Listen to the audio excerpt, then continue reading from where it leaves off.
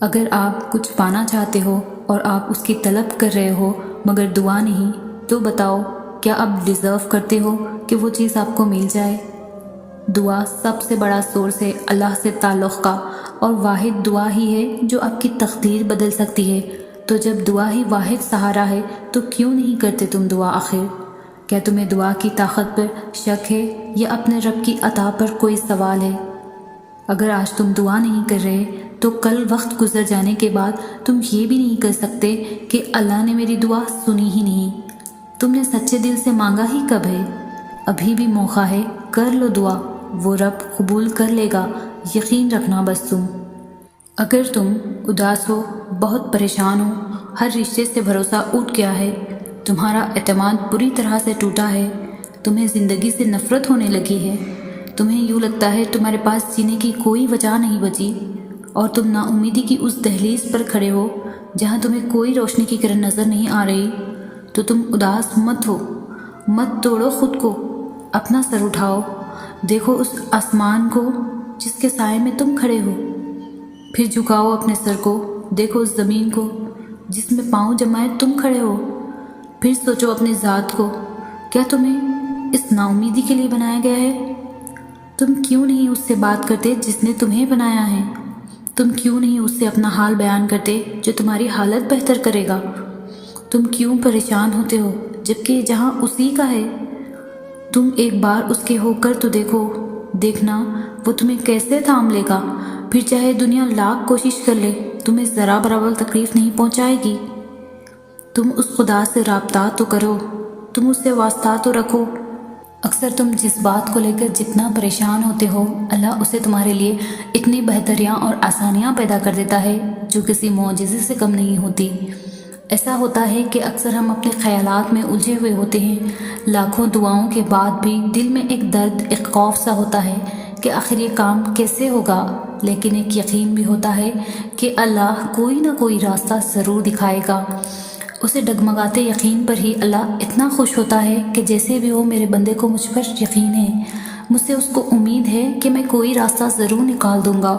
اور جب اللہ پر چھوڑ دیا جائے یا اس سے مدد مانگی جائے اور وہ اپنے بندے کی مدد کے لیے کافی نہ ہو، پھر تم جس بات کو لے کر جتنا پریشان ہوتے ہو، اس میں اللہ تو تمہارے لیے اتنی بہتریاں اور آسانیاں پیدا کر دیتا ہے جو کسی معجزے سے کم نہیں ہوتی۔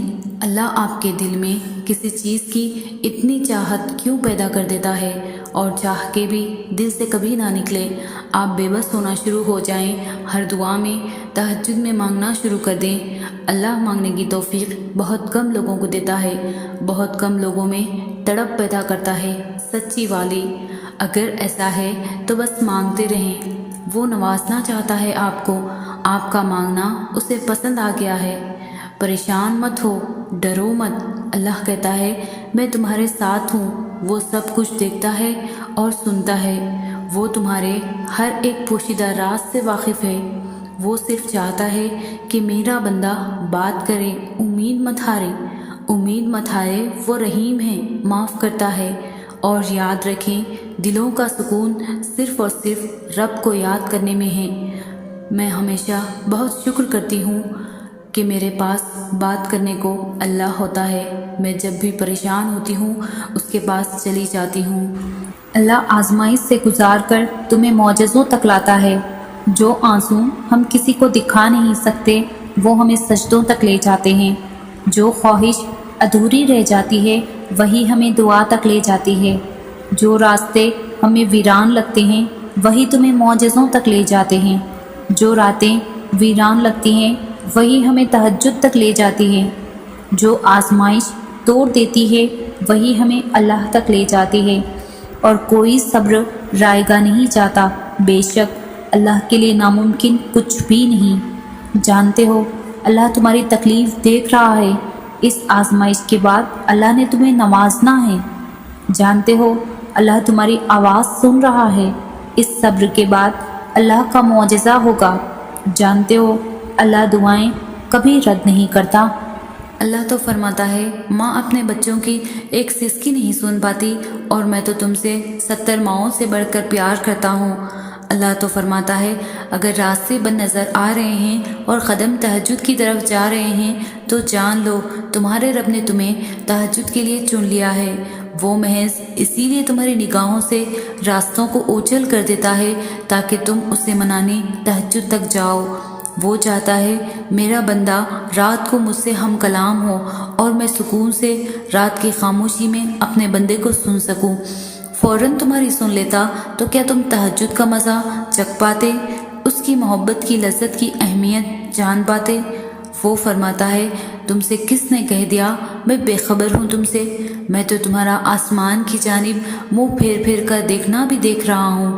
وہ فرماتا ہے کہہ دو میرے بندوں سے جا کر جنہوں نے اپنی جانوں پر ظلم کیا اللہ کی مدد قریب ہے۔ اللہ کی طرف سے آزمائش اس کے پیارے بندوں پر ہی آتی ہے، جیسے موسیٰ علیہ السلام پر فرعون کی حکومت میں آئی تھی، جیسے یوسف علیہ السلام پر اندھے کنویں میں آئی تھی، جیسے ابراہیم علیہ السلام پر دکھتی ہوئی آگ کی صورت میں آئی تھی، جیسے یونس علیہ السلام پر مچھلی کے پیٹ میں آئی تھی، جیسے یعقوب علیہ السلام پر بیٹے کی جدائی کے طویل عرصے میں آئی تھی، جیسے زکریا علیہ السلام پر اولاد کی صورت میں آئی تھی، جیسے مریم علیہ السلام پر الزامات کی صورت میں آئی تھی، جیسے حضرہ علیہ السلام پر صفا مروہ کی پہاڑی پر آئی تھی۔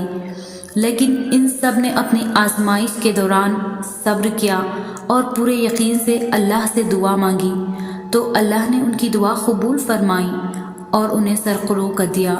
ان کے لیے معجزے ہوئے اور انہیں بہترین اجر عطا کیا گیا، کیونکہ وہ توکل کرنے والے، اللہ کو اپنا مددگار رکھنے والے پرہیزگار تھے۔ ہم سمجھتے ہیں کہ اللہ ہمیں سن نہیں رہا، ہمارے ساتھ ہوئی زیادتی کو دیکھ نہیں رہا، حالانکہ اسے تو پل پل کی خبر ہے۔ اللہ ہر بات کا، ہر زیادتی کا جواب دیتا ہے، اور اس کا جواب جب آتا ہے تو سوال ختم ہو جاتے ہیں، مگر وہ جواب بس تب دیتا ہے جب ہم کسی کی زیادتی پر صبر کر لیتے ہیں، جب ہم خاموش ہو جاتے ہیں۔ ہاں، وقتی طور پر ہمیں اس کی مصلحتیں نہیں سمجھ آتی، لیکن وقت گزرنے کے ساتھ ساتھ سب سمجھ آنے لگتا ہے۔ وہ نہ سمجھ میں آ سکتا ہے اور نہ تصور میں لایا جا سکتا ہے۔ اس کی رحمتیں، اس کا غضب اس کی پہچان ہے، اور سب سے بڑھ کر یہ ہے کہ اس کی محبت کی کوئی مثال نہیں۔ اس کی محبت اس پھول کی خوشبو کی طرح ہے جسے دیکھا نہیں جا سکتا، بس محسوس کیا جا سکتا ہے، اور جب اسے محسوس کرنے لگو گے تو ساری الجھنیں سلجھنے لگیں گی۔ اور یاد رکھو تم اسے بھول بھی جاؤ نا، وہ تمہیں تب بھی نہیں بھولتا۔ قرآن میں اس رب کی باتیں پڑھو تو عقل دنگ رہ جاتی ہے کہ یا اللہ اتنی محبت مجھ سے، یا اللہ میں اس قابل نہیں۔ اور بے شک جب وہ راضی ہو جاتا ہے تو ساری کائنات جھولی میں لا کر رکھ دیتا ہے۔